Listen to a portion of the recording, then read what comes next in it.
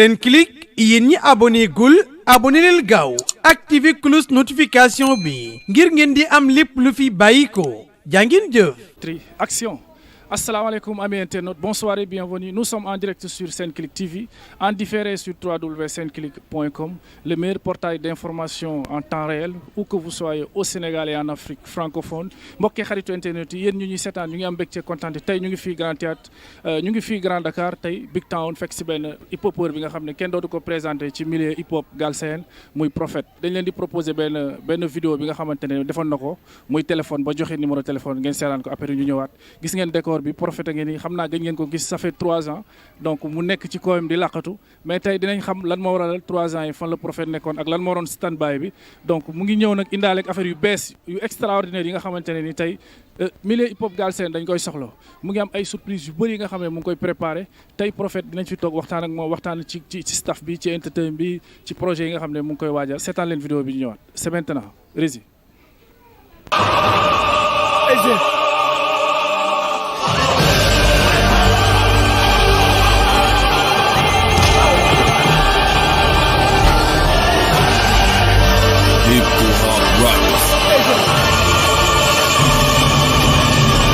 may panel fépp may baaba ni nga bañoon dégg laay saaga nii ratatata gën rëy fi gàtta looy bëgg di dégg may saaba seen fooyi léegi mooy dàkk ngeen bàyyi jooyi en rakk kuru axlu brique bi trou bang si brique bi neel dip elzo ak ngaaka neel bug si jiili ak aada mag si nii fii si taan bi may papa ay mami victory OMG ak QEV crazy like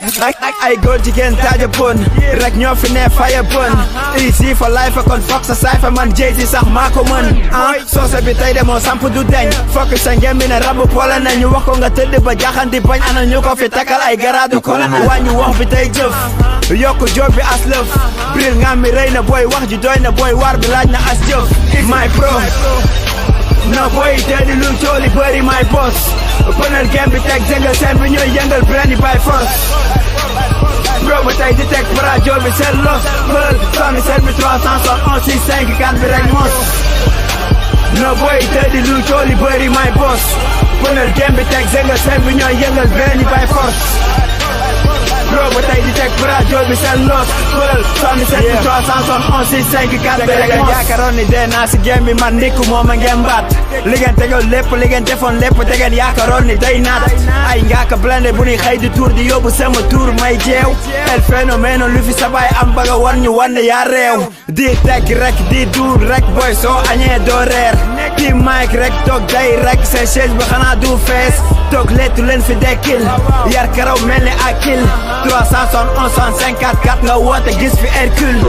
dopp loo dina pressu la bala ngay ëmma seen weesu na polo na yaa ngi fi saaga di dagal te pourtant bu ba resu na wàññi wax bi tey jëf nanu yokk job bi as lëf ku ma woote ma saaga dina tot tu ba nga xam ne bandi day jëf my pro no boy teddi lu cooli bëri my boss pënal gem bi teg jëngal seen bi ñooy yëngal brand yi by force bro ba tey di teg rajo bi seen los pël sami seen bi 371 65 4 bi rek mos no boy teddi lu cooli bëri my boss pënal gem bi teg jëngal seen bi ñooy yëngal brand yi by force bro ba tey di teg rajo bi seen los pël sami seen bi 371 65 4 bi rek mos gis ngeen ko noonu lii mooy vidéo bi nga xamante ne ni moo presque mën nañu wax ne moom mooy dernier clip bi nga xam ne clip te ne ko muy Ego Trip bi nga xamante ne ni classe na ci hip hop galsen mais tey ci li ñuy ñëw ñu focus tey mooy 3 ans d'absence yi nga xamante ne ni Prophète defoon na ko fan la nekkoon mais dañ koy nuyu wax ko asalaamaaleykum Prophète asalaamaaleykum tey dañ la fekk si Big Town sa koona yak sa gaa yëpp waaw. salaamaaleykum Sénégal salaamaaleykum West Africa it's your homeboy Pro aka Technique aka Dangerous Boy from BIG Town maa ngi nuyu ñu ni seetaan ñëpp di la nuyu yow tamit bu baax a baax. mais sinon naka mu Grand Dakar rëpp na de. waaw fii mooy Grand Dakar nii la mën a mel waaw fii mooy suñu koñ yeah man. dañu gis à chaque fois ngay prôné Grand Dakar Big Town Grand Dakar Big Town lan ban mooy secret Grand Dakar quoi. waaw xam nga hip hop avant tout mooy li américain bi di wax da ngay am base quoi hip hop da ngay am foo jugee ñu ne comme par exemple bu ñu nee Prophète ñun ñëpp ne Grand Dakar bu nee Rescapé ñëpp ne Parcelles bu ñu waxee Books bu seen kumpa ñëpp ne Médina hip hop loolu la quoi da ngay am base da ngay am foo jugee ba pare lu ñuy wax mooy lu américain bi di wax nga teewal sa gox soo ko dox waaw ñun loolu la ñuy dox quoi ñun moom day ndamoo Grand Dakar bu baax a baax. ok loolu la mooy représenter sa kon mais Prophète suñu ñëwee tuuti ci sa bu ñu defee benn résumé tuuti sa jaar-jaar 2008 ba 2010 dañ la doon gis nga tëll def benn carrière bu extraordinaire bi nga xamante ne yaa ngi koy def ci nekk benn xale bu ndaw ñu lay gis ngay partager grand yëpp ku ci mel ni Simon xam nga ku ci mel ni Gaston Rescapé bon Fou Malade ak yeneen gars yi Bouks ak yooyu noonu nekk jeune nekk au devant de la scène nekk xale te instant boobu noonu bon partout ci région yi fu nekk ànd nga fa grand yi joué yow kese la ñuy gis booy ñu jékki-jékki toog benn stand by gisatuñ la déggatuñ la. waaw si diggante bi c'est vrai jotoon naa si def ay voyage xam nga et tout demee noonu man sama jëm bopp man neexuma ma toog 3 ans 4 ans génnewuma bi benn projet kenn dégguma si dara comprendre nga mais hip hop bi moo am ay réalité boppam loolu il faut ñu xam ko ñun bay nekk booy di rap di dugg si game bi ba nu ñuy amee tur ñun mosuñu dem fenn ne ni ko ñaanal nu bayre wala xam nga ñu koy takk wala di ko sangoo mais après ngay dem ba si biir xam na ni que dafa nekk ay réalité yoo xam ne dafa exister même pas sax si hip hop bi kese mais sa place liggéeykaay kii fu muy joobee keneen ak keneen fu muy joobee réalité yooyu dafa am comme lu ñuy wax ba booy dem nag ba xamoo foo jëm da ngay dellu fi nga jóge waaw parce que affaire yu bëri yoo xam ne bon du ma si jaaraat quoi wax naa si xam nga dal na ma si diggante bi surtout si 3 ans yi mooy yaa ngi dem yaa ngi voyagé yaa ngi faju yaa ngi def ay affaire demee noonu xamuñu woon ne que loolu amoon na si game bi quoi ñun xam nga dañ doon tey suñu micro di rap rek yaakaar si suñu talent kese quoi waaw mais naka de game bi am na yeneen affaire yoo xamante ni mi ngi si bon instant bi bon loolu daal tamit ñun ñu ngi si comme ñoom ñu ngi si nekkee. ok du ci jaaraat moom moo ko waxoon na ko donc Prophète ci résumé ci clip bi ngeen seetaan sànq yéen a koy dégg mu ngi dem mu ngi faju ce qui veut dire que dafa feebaroon donc ci biir vidéo bi ngeen seetaan mu ngi sax cité ñi nga xamante ne ñoom ñoo leen ko def mais tey duñu ci ñëwaat tey dañuy focus ci absence bi ak projet yi nga xamante ne mu ngi koy def je pense que tey toog na ci plateau yu bëri wax affaire yu bëri mais tey ci li ñuy gën a wax ana entertainment bi gars yi nga xam ne ñoo nekkoon ci ginnaaw Prophète ñi daan gis manager bi gars yi doon coiffé accompagner Prophète tey gisuñ ci kenn quoi. waaw gars yi ñi ngi fi dem dëj bi gars yi ngi fi ñi ngi fi ba tey dem dëj gang bi waaw gars yi moom xam nga dañoo nekk ay gars yoo xamante ni ñun banañ ànd ay boy la noonu quoi du Prophète moo nu boole loolu ay Kéba Seydi la ay Mamadou Djembe mooy suñu vrai tour yi quoi après le Prophète ñëw ngay dégg ay dem dëj di dégg ay percal fii di dégg ay naaq yu demee noonu ay ba nekkee boy la nu ànd quoi ànd boobu du mos a dañ waaw ni ngeen ma gëjee gis si game bi looloo waral ngeen gëj a gis gars yi mais jusqu'à présent ñi ngi jàpp si liggéey bi ñi ngi ànd ñi ngi fréquenté ñi ngi dugg si sama business bu baax a baax sama projet yu may waaye ñëw génn yëpp maa ñoom ñoo ko defandoo quoi xam na lépp lu may def dara changé wul. def nga parcours hip hop bu riche jaar ci loxoy grand yu riche te yaa ngi fii yaa ngi fee yaa ngi fële c'est-à-dire lan la duñ la gis fenn nga juste dañ lay gis fii benn instant tuuti ñu gisaat la Kile gisaat la ak Simon ba quelques instants ñu gisaat la ak Fou Malade ñu gisaat la ak Gaston Rescapé fii c'est quoi le problème. bougement bu bari boobu. loolu la rek xam nga gars yi moom liggéey bu la boolee ak ñoom da ngay liggéey ak ñoom quoi liggéey moo ñu boole job naa ak Gaston àndoon voyage fu nekk xam nga job naa ak Simon xam nga job naa ak ay grand yu bëri ay Malal xam nga ay xumaan ay dégg baabu rapajo demee noonu et tout. bon c'est parce que dañoo waroon liggéey quoi mais tey ba mu jeexee jeex na ñëw naa toog naa sama koñ xam nga peut-être su instant bi li gën a focus li gën a nekk sama maay mooy jéem a xool Grand Dakar lu muy amee ay yeneen Prophète parce que tamit ça fait pas plaisir tey ba fi Rapadio jógee ba tey Prophète kese ngay dégg si Grand Dakar comprends nga tey bon maa ngi ànd ak sama rakk yi xam nga ñu si mel ne ay ñoom Eminem damay noonu xam nga ay ñoom Takatsuka xam nga ñoom laa gën a nekk di liggéeyal quoi parce que boo xoolee lu gënoon tax ma ànd ak grand yi am na lu ñu yokk si sama carrière am na lu ñu def si man loolu laa demoon jëli ñëw naa toog sama koñ loolu laa bëgg a def si sama rakk yi di ñëw. donc ci côté expérience nga wax mais bi nga ànd ak ñoom di def ku wax musique dina xam ne business la entertainment la tey durant bi nga ànd ak ñoom tey lan nga ñu mën a wax lu palpable loo xamante réaliser nga ko et puis xam nga exploité nga ko ci sa ànd ak ñoom. boo xoolee si sama ànd ak Gas su ma juumul mooy ba may génn si hip hop feeling bi de 2010 après Gas moo gën a tax sous région bi xam Prophète comprendre kon je pense que loolu bon dama koy remercier quoi parce que bon genre grand yooyu dañoo nekk ñoo xamante ne ils ont mis du goudron sur ma route xam nga wax dëgg fa yàlla jëlee naa si ñoom lu bëri muy sama mag tamit Rescapé jàng naa si moom lu bëri xam nga ñooñu daal mënu ma wax si ñoom lu dul easy quoi maa leen shout out. ñu wax ci hip hop actuellement parce que toog nga 3 ans yi nga xamante ne ni donc kenn déggu la kenn gisu la pendant 3 ans yi nga toog lan nga doon préparé looy waajal. waaw surprise rek xam nga comme dab mais daal lu ma leen wax mooy ni que ku si liggéeyul woon bu yaboo nga xaar waaw te sax danañ xaar lu bëri ndax ñëwaat naa waaw. waaw. dañ la gis sànq daw nga question bi dañ la gis c'est-à-dire dañ la tàmmoon ak yeneen gars ci sa côté entertainment bi ci management bi ak yooyu mais gars yooyu gisuñu leen am nañu écho comme quoi que ñii dañu dem ci politique bi ñii dañoo voyager xam nga donc c'est quoi le problème wala dañu tas wala lan moo leen boole en général groupe hip hop bu tasee rek xaalis la wala nu mu fa demee noonu. loolu laa lay wax sànq nee naa la gars yi ñu ngi fi waaw c'est parce que li nga may gëj a gis loolu moo tax xam nga waaw xam nga gëj a gis gars yi bien vrai que nag instant yi ku si nekk yaa ngi sa projet bopp quoi ñii xam nga takk nañ jabar ñii toxu noonu Grand Dakar ñii ngi ay Kër Massar ñii ngi feneen ak feneen mais comme lu ma la wax dara changé wul ah dara xam nga am na benn groupe kii WhatsApp bu ñu ubbi ñun ñëpp bu tudd dem dëj demee noonu waaw ñu ngi déggante anytime xam nga même lu ñu gëj a gisee xamal nañu lépp sama lépp lañ xam du ma def dara te waxuma leen ko ñoom tamit xam nga lu mu mën a apporter si sama carrière ñu ngi koy def quoi dara changé wul. léegi à part là du téléphone nga joxe sa numéro téléphone donc yaa ngi ci classe hip hop nouvelle génération bu bëri ba donc yaa ngi ciy wax ne comme quoi sax donc dañ la liggéey yóbbu la ci Serigne donc ngaaka ak yooyu joxe sa numéro téléphone est-ce que bi nga joxe sa numéro téléphone woo nañ la am nga ay rapport yu la woo sa numéro téléphone bi xam nga wala ay fan saaga la wala. waaw mënul ñàkk parce que tey boo saaga ngaaka dafa am ay fans yu ko bëgg comprendre am na ay boy yoo xam ne day yëkkat seen téléphone ay fans ngaaka la ñu ci saaga la comprendre tey ngaaka bu saaga pro du ñàkk am na ay fans pro yoo xam ne dinañ yëkkati xam nga seen téléphone woo ngaaka fay wala ngaaka rom si mbedd bi ñu fay yooyu yëpp dal na ma nekk naa studio di enregistré ay boy di ma woo di ma saaga mais yooyu moom ñun nañ ko min xam nga ñun si mbedd bi lañ dëkk xam nga ay saaga ndey moom loolu xam nga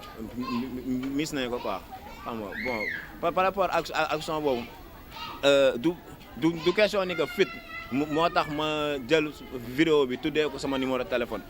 boobooy sama numéro 77 371 65 44 xam nga non du fit quoi xam nga du dara parce que rek dama leen bëgg expliquer man quand je vais dire je ne blague pas waaw loolu kese la woon quoi. dañu am benn écho quoi dañu daje nga ne ma sama yaay dafa am lu ma wax bu xaayee ñor na waaw. waaw dama nekkoon si ay tolof yu métti barki Cheikh Awa Balla gars yi nii xam nañ si dara comprendre ne sànq wax naa la ko nee naa neexul xam nga samay morom di génnee ay projet damay noonu man ma nekk di si àll yi di wër di faju di nangam sangam génnewu ma dara neexul sama yaay ñoo toog mère ndiku mu ne ma keewaa mu ne ma waaw mu ne ma bu jeexee jeex na te jeex na tàq loolu laa wax booy jeex na bu xaayee rek ñor na. bu xaayee sax bëgguñu dañoo xomb. mais gars yi lan la gars yi la wër nii ñan lañ gars yi ñan lañ gars yi. waaw gars yi ay doomu Grand Dakar lañu ko comme man samay négociations dañuy partager lu bëri xam nga dañuy déggante dañ may yokk xalaat xam nga dañuy fréquenter xam nga ay gars yu baax lañu bien vrai que ba bokkuñu koñ nga sama koñ mii nee si kanam kole cosaan bi mais da ngay gis anytime suba ngoon ba ni may tëddee ba presque maa ngi fii ak gars yi waaw parce que ay gars yi nice lañu ba pare yu gëm sa prophète yu gëm sama carrière tamit quoi ba pare yu gëm sama ñëwaat si game bi maa ngi leen di saaw daal bu baax gars yi yëpp men soo génnee ci hip hop Galsen ci beneen koñ di wax prophète par exemple man damay dem fenn di reposer naan non booy prophète pourtant booy bi dafa taxaw booy dafa mën a rap booy bi technique mais dañ naan la yii booy xoolal bul laal c'est quoi le problème bandi la ah. mais est-ce que waxuñu pro bandi la si raw est-ce que waxul loolu. waaw bandi la si mic waaw. xëy na peut-être ñoom dañ daan fekkee concert prophète su yëgee su play après ñu dagg affaire yeeg yàq courant yi tas courant yi xam nga waaw. la woon rek loolu yëpp booy la woon mais tey màgg nañu quoi léegi xam nga affaire day gën a rafet daal waaw xam nga hip hop moom booy tàmm di ànd ak gang bi wala yi demee noonu xam nga gars yi pour ñoom bu ñu demee rek war nañu salteel wala xam nga ba pare du ñàkk quoi mën naa am problème ak Pharaon ñu daye concert am na yoo xam dafay am comprendre mais mosul yegg fu métti fii ci quoi mosuñu génneel kenn arme mosuñu gis ñu yor gon xam nga mosuñu gis si yenn débat yi xam nga si yenn détails yi xam nga peut-être nekk na ak sunu quartier xam nga nu mu mel day xaw a yomb nga collé nu étiquette bandi parce que Grand Dakar boo ko waxee ñoom ñëpp xam nga mais tey yaa ngi gis gars yi ba ma fi ñëwee xam nga gisoo fi tax ku taal joint si mbedd beeg demee noonu comprendre nga mais peut-être ni que suñu passé suñu magi démb yi luñ fi bàyyi peut-être ni que loolu moom mënul dañ ba tey quoi mais fii moom xam nga amul dara ñun moom yaa xam nga jàmm kese yaa salaam quoi. ok loolu lu may seede la Grand Dakar amul dara man damay toog ak Prophète ba 4 heures du matin grand bi waaye sama brodo bi xam na ci MC la donc maa ngi seen sax xam nga Latir Mbaye ngooñ mu ngi fële démb nga ma ko mujj a présenté mu yeneen gars yi nga xamante ne xoolal gars yi dañ leen ragal di leen tudd fu ne ni dañ ciy tëgg mbalax wala di salsa di tëb ñu mun ko sinap affaire yooyu business bi doon parce que dafa changé pendant 3 ans yi réalité yi fi amoon ak léegi yi fi am est-ce que yaa ngi bàyyi xel ci loolu yaa ngi focus ci loolu. bien sûr mais man moom dama nekk rappeur boo xamante ni man topp ma tendance quoi waaw man j'ai été toujours classique xam nga si loolu laay des doon quoi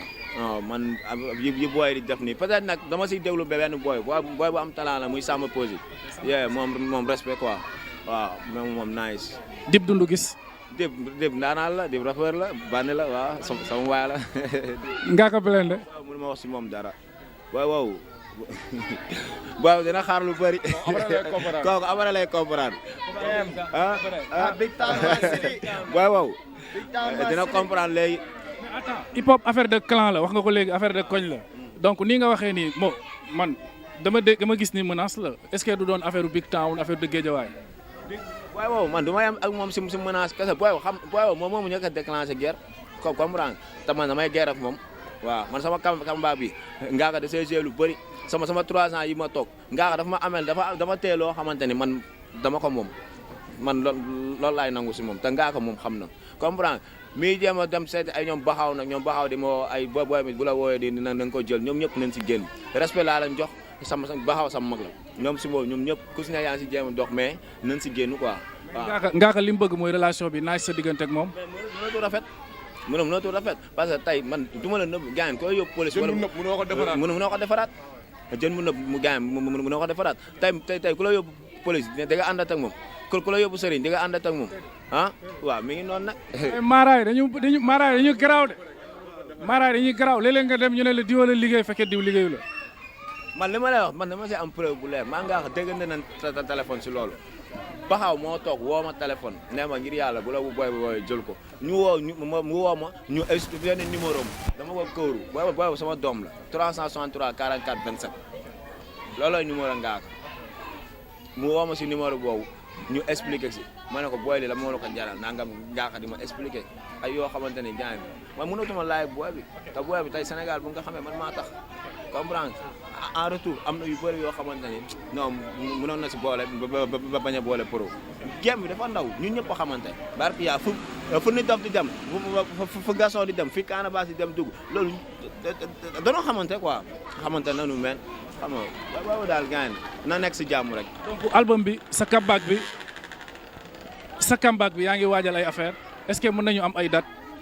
aussi mën nga ñu wax featuring yi nga xamante ne prévoir nga ko nga jox ñu date bi nga xam ne kañ lay génn quoi. non pour l'instant nag mënuma joxe date quoi mais bon ak Covid 19 bi jotoon nañ jël kii fële dajal Sorano pour def concert kii bi concert album bi waaye damay noonu et tout mais xam naa ak feebar bi yooyu yëpp da xam nga da nga koy tee xaar quoi waaw ba instant bi ñi gën a nekk si mixage yi xam nga di gën a dégluwaat son yi xam nga di gën a xoolaat titres yi waaw xam naa moom incha allah du yàgg dara waaw dinañ joxe date dina génn quoi. kon donc instant bi hip hop Galsen bi mën nañ jàpp ne Prophète ñëwaat na mu ngi waat ci game bi ok di waajal ay album nice ok mais aussi dama bëgg benn témoignage quelque ci sa gars yi nga xam ne ñoom ngay àndal quoi mais ana Latir seen naa ko fi léegi quoi mafia bi waaw. waaw mais sama gars yi wax leen. waaw. Kapa yow naka mu nice. àjjana nii def affaire. noo tudd. man Liko waaw. ok yow gars yi nu Prophète nga wala fans Prophète nga. man partenaire am laa léppam laa waaw man moom dama koy soutien saa su nekk waa nice. lu tax yéen Prophète bu tooñee sax ngeen fayul ko quoi yéen. waaw parce que mbooloo la ñu wax mbooloo mooy doole. waaw parce que loolu la ñu wax quoi grande carité bi la ñuy dund quoi dëggantaan Ndiaye waaw boo laalee kii rek laal nga kasa des. boo laalee kii laal nga si des bro naka mu. waaw sant yàlla bu baax. yow sinon lu la booleeg Prophète. yi suñu lépp la suñu rappeur la bu weesoo loolu suñu partenaire la waaw ñun moo ñuy bëggal quoi waaw ñun dañuy dund hip hop bu muy def quoi dañ koy dund. ok jaajëf mais wuy ma bu mu am ci wax rek na ngeen génnee xaalis parce que hip hop musique dafa métti ay production la ay réalisation la vidéo dafa métti dugg studio préparé toog bind enregistrement bi dafa métti donc xam nga financièrement dafa métti man li ma leen di wax mooy xam nga mu bañ a yem ci ànd bi nii wax nii mais financièrement gars yi di ko financé waa Big Town ah. gars yi ñu si jàpp de waaw man sut sama comeback bi nii gars yi jàpp nañ si bu baax a baax a baax waaw ak sëñ Bamba gars yi moom xam nga man aw ma seen fay quoi waaw. dañ lay gis ak Latir Ngooñ Latir ñëpp xam nañ ko ci Dakar waaw donc lan moo sa relation ak moom. Ngooñ danoo bokk Grand Dakar xam nga mu yarnu mu nekk suñu mag comprendre après yàlla dogal nekkoon na si ay tolof yàlla dogal mu ñibbisi ba mu ñibbisee teg na benn projet bu tudd OCB xam nga projet boobu je pense que képp kuy doomu Grand Dakar war nga si jàpp surtout ñun ñi nga xamante ne dañoo dëkk si gox bi mais yàlla dogal tamit ñu am fi tur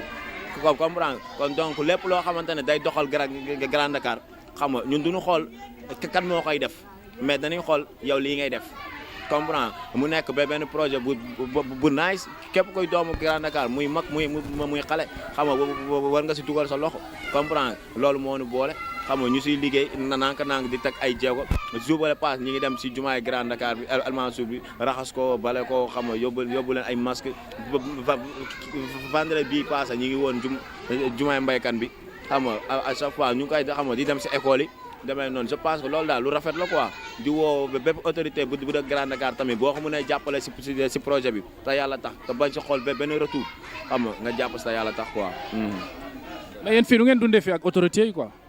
Grand Dakar fii autorités yi est-ce que ñu ngi jàpp ci combat yi est-ce que ñu ngi ñëw ci génne ci Covid bi est-ce que génne nañ joxe si xaalis def ay may ay masque wala affaire yooyu parce que sànq yaag Simon rek nga ma wax expliqué. waaw ñu ngi koy défense c'est parce que xam nga ñun moom dañoo nekk ñoo xamante ne xaaruñu si kenn dara. xaaruñu si kenn dara te aussi bien vrai que bon man je suis apolitique man affaire politique nekkuma si quoi bien vrai que nag am naa sam benn partenaire bu muy jàppale fii di wax waa Grand Dakar ñu jàppale ko ñu votel ko muy Mame Thierno waaw maay woo jeunesse bi yëpp ñu jàppale ko parce que tamit gis nga sunu maire bi fi nekk xam nga liggéey amul dara lu mu def Grand Dakar quoi kon donc je pense que changement war na am te changement bi gën si Grand Dakar mooy Mame Thierno waaw. saa nee na il est apolitique te mu ngi politique dégg ngeen message bi mu wax saa yi politique. mu ngi nekk mouvement génération Diop. ak Mame Thierno. moom lañ bëggoon instant yii yor Grand Dakar. donc Prophète lancé nga sa message comeback gaa yi nga xaar sa comeback bi tey lan mooy sa dernier message ci hip hop Galsen. sama dernier message waaw mooy gars yi gis naa ni que namoon nañ ma trop mais ñu xam ni que man maa leen gën a namm quoi man sama jëm bopp dama namm micro bi xam nga dama namm xam nga bandulu bi njaam bi xam nga si scène bi xam nga ba ñoom koli gars yi ñoo diree ko xam nga waaw ñëwaat yoole gém bi nag waaw waaw mais comeback bi foog nga ñamal gars yi ne leen Prophète bi démb mooy bi tey waaw dañu bëgg benn freestyle bu ndaw xam nga waaw mais laata loolu brodo bi bëgg naa ko jox micro mu def benn témoignage parce que xoolal moom it hip hopeur la te déglu naa benn single boo xam ne yéen a ko defandoo ensemble mooy lu nice quoi ok bro. ziar na lu bëree waaw comme li nga wax rek saa waay xam nga saa waay moom lépp moom moo ko ji quoi ku nekk moom li nga ji rek loolu ngay gopp te nit ku baax la nit ku yëwan macha allah lu mu am da koy bokk ak gars yi man bi ñu xamante yàggul quoi mais sérieusement tiisi nañu relation yoo xamante ni dama ko jàppee comme sama frère. te bro yi muy àndal yi yëpp dañuy gisante mais tamit gis naa ni ñoom ñëpp mooy loolu borom baax la nu gars yi jàmm leen seq ak ñëpp quoi jàmm leen seq ak ñëpp te jobkat la. game bi comeback bi mu wax nii du ay caaxaan parce que man maak moom dañuy dem studio dama koy dégg muy door ay affaire damay xam ni kii waaw pare na quoi gars yi nañu xam ni waaw am na ku nekk ci gannaaw te mi ngi ñëwaat. rang muy gaaw man muy gën a gaaw. non bro yi moom gars yi cool lañ mais ku laal Prophète rek la ñuy bañ gars yi ku laal Prophète la ñuy bañ quoi. dañu bëgg benn freestyle bu ndaw nga defal ñu ko xam nga waaw. rappeur la. la dëkk mi ngi tudd Eminem xam nga kuy freestyle fii Sénégal moom moo la mën waaw. kay pro moo la présenté capitaine ah mun naa xam ne capitaine moo la présenté Prophète nee na kuy daax freestyle ci Sénégal yow yaa mën loolu mën nga ñu ko prouver. non saa waay dafa baax di ko wax rek parce que boo xoolee daal gars yi ñu naan Grand Dakar xam dafa xawoon move ci hip hop te tey jii nii bu ñu nee Grand Dakar ci hip hop boo génnee Prophète bien vrai que am na ay jeunes talents yu fi nekk mais boo tey booy amaguñu opportunité boo xamante ne ku nekk di nga mën a jël sa yoon mais au moins moom mu ngi ci ay projets yoo xamante ne tey jii dafa pare pour fësalaat Grand Dakar ci hip hop mais aussi tamit pour bépp ndaw boo xamante ne yaa ngi ci Grand Dakar di yëngu ci hip hop nga mën ci gis sa bopp quoi mais buuru saay fay buuru firi saay loolu gars yi ma ko collé rek mais du ma si dara. ok mën nga ñu ko woon tuuti ñu xool mosal ñu. freestyle la may teg yéen la seen clip man damay réel du ma fenn ci seen clip yaa ngi sol yére bu ñuul rap su ma koy teg man fay képp lay jàpp suul li may teg noo amul booy bi noo demul gis nga ni nga toogee rimi sama bopp du waañ te fa laay toogee rimi maa ngi koy teg day ñor non du cookee bëggeel Prophète rimi ma koy jox indil sa goy ibu Prophète naa ni garab pharmacie man li may teg ci rab bi arekaar bi pharmacie yëpp naa la dem ngan la MNM rab ba dakk leem di nga jox la fem ay ca duma ci yem. Yes sir, what a bogus. Yes sir. Et lii mooy Grand Dakar donc xam nga ay jeunes talents yu extraordinaire ñoo fi nekk aussi tamit di wax promoteurs yi gars yi lan la ñuy xaar ñoom Simon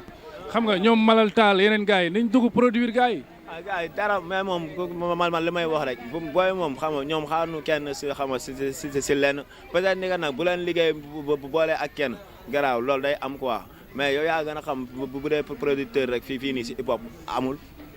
ñun su lépp ñun ñoo koy defal suñu bopp bien vrai que métti na ay ngay jël benn bit kese war ko dem jëndee 50 000 xam nga dafa métti quoi te xam nga jàppoo si dara mais lu ma leen wax daal mooy ni que ñu jàpp rek gën a gëm ñu xam ne hip hop bi kenn moomu ko santul Ndiaye santul Diop waaw ni seen morom yi def ba fël ñoom mën nañ def nu ko raw ba fël parce que talent bi yëpp mi ngi si ñoom waaw mais après la suite yàlla baax na quoi. et puis yow sa fël moo gën a métti parce que yow bi ngay ñëw Facebook amul Twitter amul affaire yu bëri quoi réseaux sociaux yi ni mu bëree donc da nga ñëw tëll ak sa talent bu extraordinaire gars yi naan pro et puis di fës devant scène nekk ci grand yi ak yooyu mais tey ñoom am nañu benn sens mooy Facebook mu ngi fii Twitter mu ngi fii et puis ak commercial digital bi bon c'est facile quoi. waaw li si des mooy job rek liggéey rek fii moom ku job waaw ku job waaw affaire moom game la rek li ma la wax sànq mooy kenn moomu ko waaw ñun sama génération man tamit ay ñoom kii el phénomène yi demee noonu man à chaque fois damay bëggee Fata si loolu quoi waaw parce que ñun tey bu ñu gënee xam Fata jeune si lu bëri muy si par rapport ak hip hop feeling bi nekkoon comprendre nga mu ngi koy tegaat sax mais yëg nga ni da koy tegaat ay tegaat waaw dugal naa fa sama ñaari boy yu si war a dugg pour dem ñëw jëli ko xam nga noonu. Fata Prophète nee na respect nee na big up ci hip hop feeling bi nga xamante yaa ngi koy def pour promouvoir jeune talent yi nga xam ne ñu ngi ci Galsen donc Prophète nee na sapo ñu ngi la ciy remercier di la sant di la gërëm di sant 2STV aussi mais tey sa freestyle la ñu bëgg gars yi dañu namoon Prophète quoi. gaa yi dañu namoon Prophète. lu ma def xeeb ko si rap mën ko def ko si jàpp yaa ko sotti si ndap nigga say jiitu nga tap pro back na back tal tel say AOE seeni tendu am back ow la zone mi mbele du tere wane seen cuune seen cere yéen pour yéen gàllaaj mooy bëre li ma yor big la du kere akama mën na di wane lu màgge bokk lu gone di foowe daanu sa kaw ni ba pare yokk sa doole booy ngane lu ma def xeeb ko si rap talent be bëri tey da ngeen di rap te kenn du gis ni lamp ngor bu fay man damay rap di joxe aadiye nel ak sa laaj ma zapata never change du ma kakatar per aada tey di génnee gën def pan ñu gis real rap dafay dee taj taani gis doo mës a gis ma teggi tànk ndax du bénéfice te du bénéfice bu may laal da toxul cannabis. yes wala bokk ok yes. fii la ñuy jeexalee seen clip la woon ci biir Grand Dakar xam nga ñu ñëw Big Town fekk si woon fii benn hip hopeur bi nga xam ne kenn dootu ko présenté dégg ngeen ko nii ni fan si nañ ko xaar hip hop Galsen nañ ko xaar et puis aussi may ñaax waa Grand Dakar ñu jàpp ci xam nga parce que mi seen doom la aussi xam nga fu mu dem hip hop Grand Town Big Town xam nga lay représente kon na ci gars yi jàpp mag ndaw gars yi mais pro sa mot de la fin. waaw maa ngi nuyuwaat gars yëpp xam nga di leen bëggee bu baax a baax di nuyu monde hip hop bi yëpp di ñaan tamit feebar bi di Covid 19 bi yàlla def xam nga mu jeex tàq xam nga si baag Seydina Mohamed sallallahu alayhi wa sallam maa ngi nuyuwaat ñëpp xam nga di bëggee surtout sama famille ak di bëggee sama mère tamit bu baax ndax xam nga tolloon naa si ay jafe-jafe yu metti sa 3 ans yi mais daf fi mës a nekk quoi xam nga elle m'a toujours soutenu te xam nga fit bi ma am tay si game bi instant bii nii moom la ndax nee na ma Kéba jeex na kon jeex na waaw. nan la ko waxee am na nu ñu koy waxee ci soose. non dégg ma soose bu baax nag. Senclic yéen ñi abonné gul abonné leen gaaw activé cloche notification bi ngir ngeen di am lépp lu fi bàyyi ko jaa ngeen jëf.